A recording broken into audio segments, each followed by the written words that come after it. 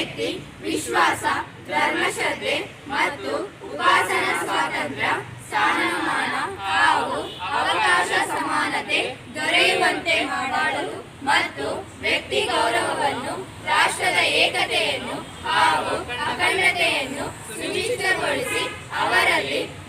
ಭಾವನೆಯನ್ನು ವೃದ್ಧಿಗೊಳಿಸಲು ಶ್ರದ್ಧಾಪೂರ್ವಕ ಸಂಕಲ್ಪ ಮಾಡಿದವರಾಗಿ ನಮ್ಮ ಸಂವಿಧಾನ ಸಭೆಯಲ್ಲಿ 1949ನೇ ಇಸವಿ ನವೆಂಬರ್ ತಿಂಗಳ 26ನೇ ತಾರೀಖಾದ ಈ ದಿವಸ ಈ ಮೂಲಕ ಈ ಸಂವಿಧಾನವನ್ನು ಅಂಗೀಕರಿಸಿ ಅಧಿನಿಯಮಿಸಿ ಅರ್ಪಿಸಿಕೊಂಡಿದ್ದೇವೆ.